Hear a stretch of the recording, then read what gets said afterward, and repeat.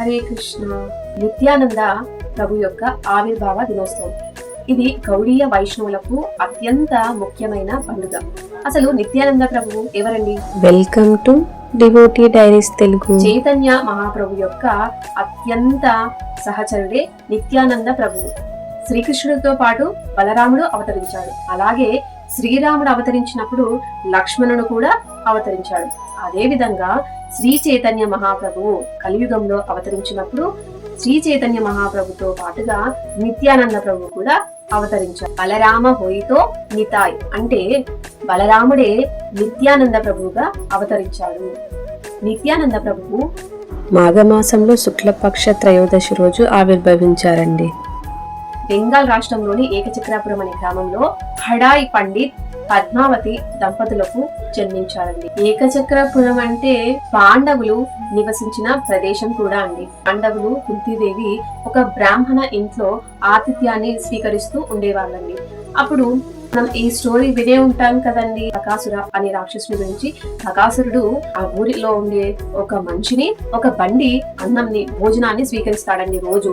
అలా రోజు ఒక బండి ఆహారాన్ని ఒక మనిషిని రోజు ఒక ఇంటి నుండి పంపించేవారండి. ఆ రోజు కుంతి మహాదేవి ఆతిథ్యం స్వీకరించిన ఆ బ్రాహ్మణ ఇంటి వంతు రానే వచ్చిందండి. అప్పుడు ఆ బ్రాహ్మణ దంపతులు తన బాలుని ఆహారంగా బకాసురుడికి పంపించడం ఇష్టం లేక చాలా బాధతో ఏడుస్తూ ఉన్నారండి. అప్పుడు కుంతి మహారాణి ఆ బ్రాహ్మణుల వద్దకు వెళ్ళి, ఏమి బాధపడకండి, ఇప్పుడు మనం బకాసుర దగ్గరికి నా పుత్రుడిని పంపిస్తాను అని చెప్పిందండి.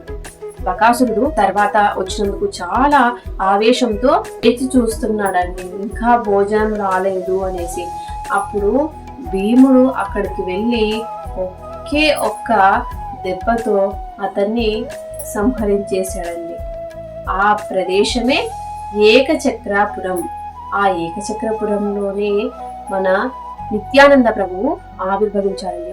ఆ నిత్యానంద ప్రభు ఆవిర్భావం కోసం తన తల్లిదండ్రులైన హడాయ్ పండిత్, పద్మావతి వారిద్దరు కూడా ఈ భగవంతుణ్ణి నామస్మరణ చేసే విధంగా పుత్రుడు కావాలని ఎంతో భగవంతుణ్ణి ప్రార్థించేవారు. ప్రతి ఒక్క తల్లిదండ్రులు కూడా తన సంతానం ఒక దేశానికి అందరికీ ఆదర్శవంతంగా ఉండే విధంగానే పుత్రులను జన్మించాలని భగవంతుణ్ణి ప్రార్థించేవారండి.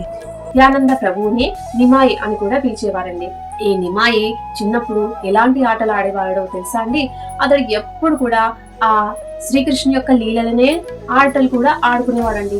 ఎలాంటి లీలలంటే మనం శ్రీకృష్ణుని లీలలో కాళీయ మర్దన లీల వింటాం కదండి, అలాంటి లీలలు, తర్వాత గోవర్ధన లీల ఉంటుంది కదండి, అలాంటి లీలలు, గోపికల వర్షాపహరణం ఉంటుంది కదండి, అలాంటి లీలలు అన్ని కూడా అటువంటి కృష్ణ లీలనే ఒక ఆటగా ఆడేవాడండి నిత్యానంద ప్రభు.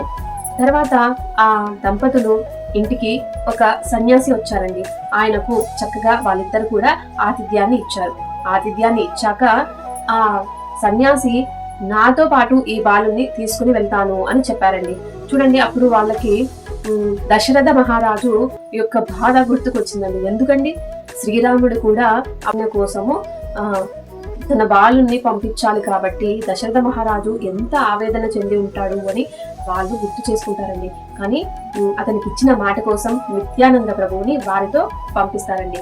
ఎన్నో తీర్థ క్షేత్రాలను దర్శించిన తర్వాత నవదీప ధామానికి చేరుకుంటారండి. ఈశ్వరపురి, మాధవేంద్రపురి అనే సన్యాసులను కూడా వాళ్ళు కలుసుకుంటారండి. మన నిత్యానంద ప్రభుకు లక్ష్మీపతి తీర్థ అనే గురువు గారి దగ్గర దీక్షను తీసుకుంటాడండి. నవదీప ధామంకి ఆ సంకీర్తన ఉద్యమంలో పాల్గొనడానికి నిత్యానంద ప్రభు కూడా అక్కడికి చేరుకుంటారండి. తర్వాత నిత్యానంద ప్రభు, చైతన్య మహాప్రభు ఎంతో గొప్పగా ఆ హరినామ సంకీర్తనను చేసేవారండి. ఎంత గొప్పగా అంటే అక్కడ ఉండే వాళ్ళు అందరూ కూడా ఆ తన్మయత్వంలోనే ఉండేవాళ్ళండి. అక్కడ ఉండే ప్రదేశం అంతా ఎంతో మైమరిచిపోయి కూడా ఆ హరే కృష్ణ నామాన్ని ఆ సంకీర్తన చేస్తూనే ఉండేవాడండి. నిత్యానంద ప్రభు చాలా కృపతో ఉండేవాడండి. ఒకసారి ఏమైందంటే అండి, మగాయ్ జగాయ్ అనే అన్నతమ్ములు ఉన్నారండి.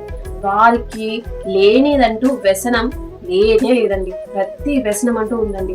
అలాగే ఆ రోజు కూడా మద్యపానం చేసి అక్కడే క్రింద పడి దొర్లుతూ ఉన్నారండి. అప్పుడు మన నిత్యానంద ప్రభు చాలా ప్రేమతో కరుణతో ఉంటాడు కాబట్టి అండి, నిత్యానంద ప్రభు వారికి హరే కృష్ణ నామ మహిమను చెప్పడానికి ప్రయత్నించారండి. కానీ వాళ్ళు మత్తులో ఉండడం వల్ల ఆ నిత్యానంద ప్రభు పైకి అది కుండ ఉంటుంది కదండి, కళ్ళు కుండను తీసుకుని ఇట్లా విసిరేయడానికి ప్రయత్నించారండి. కానీ నిత్యానంద ప్రభువు ఎంతో దయతో మరుసటి రోజు కూడా అలాగే ప్రయత్నించాడండి. వారికి ఆ హరికృష్ణ నామ సంకీర్తన చెప్పడానికే ప్రయత్నించాడండి. కుండని తీసుకొని నిత్యానంద ప్రభుకి వేస్తాడండి. అప్పుడు నిత్యానంద ప్రభుకి ఇట్లా ధారగా రక్తం కారుతుందండి. శ్రీ చైతన్య మహాప్రభుకి నిత్యానంద ప్రభుకి అలా అయ్యేసరికి అండి చాలా కోపం వస్తుందండి. ఆ నిత్యానంద ప్రభు సుదర్శన చక్రాన్ని తీసుకుంటాడండి. అప్పుడు నిత్యానంద ప్రభు శ్రీ చైతన్య మహాప్రభుని ఆపివేసి, వద్దు ప్రభు, మనము హరినామ సంకీర్తన చేయడానికి వచ్చాము, ఎవరిని సంహరించడానికి కాదు ప్రభు అని నిత్యానంద ప్రభు ఆ చైతన్య మహాప్రభుని ఆపుతాడండి. అప్పుడు ఆ నిత్యానంద ప్రభు యొక్క ప్రేమకి కృపకి ఆ జగాయి మాకాయి ఇద్దరు కూడా మారిపోతారండి. అప్పుడు ఆ నిత్యానంద ప్రభు దీనికి అంతటికి కారణం వచ్చేసి చైతన్య మహాప్రభువే అని వారిని శరణు వేడండి అని చెప్తారండి. ఇలాగా చైతన్య మహాప్రభు గురించి ఎంతో మంది సన్యాసులను కూడా ఆ చైతన్య మహాప్రభు దగ్గరికి తీసుకొచ్చి వారి ఆశీర్వాదాన్ని కూడా ఇప్పిస్తారండి మన నిత్యానంద ప్రభు. నిత్యానంద ప్రభుల వారు ఆది గురువు అండి. మనకు చైతన్య మహాప్రభు యొక్క కరుణ ఉండాలంటే మనకు తప్పకుండా నిత్యానంద ప్రభు యొక్క కృప తప్పకుండా ఉండాలండి. నిత్యానంద ప్రభు హరే కృష్ణ మహిమ గురించి ప్రతి ఇంటికి వెళ్ళి కూడా ఇట్లా తలుపు తట్టేవాడండి.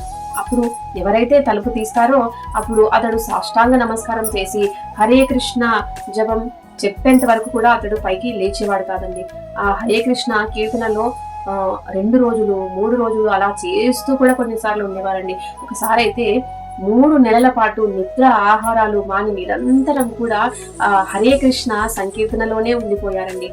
ఆ సంకీర్తన ఉద్యమంలో ఒకసారి ఏమైందంటే అండి, నిత్యానంద ప్రభు బయటికి వెళ్ళి కదమ్మ పుష్పాలు తీసుకొని రమ్మంటారండి.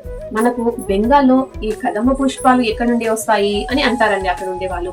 కానీ నిత్యానంద ప్రభు బయటికి వెళ్ళి తీసుకుని రా అని చెప్తాడండి. అప్పుడు బయటికి వెళ్ళి చూస్తే నిమ్మ చెట్టుకే కదంబ పుష్పాలు ఉంటాయండి. అలాంటి ఎంతో ప్రేమ కృపతో దయ కలిగిన వాడండి మన నిత్యానంద ప్రభు. మనందరం కూడా నిత్యానంద ప్రభు కృప మనపై ఉండాలని 3 ప్రార్థనలను చేయాలని. 1, కామ క్రోధాలను తొలగించమని. 2, గురువుల వైష్ణవుల యొక్క కృప మనపై ఉండాలని. హరే కృష్ణ నామ సంకీర్తనంకు తోడ్పడే శక్తిని మనందరికీ కూడా ఇవ్వాలని ఆ నిత్యానంద ప్రభుని ప్రార్థిస్తామండి. హరే కృష్ణ.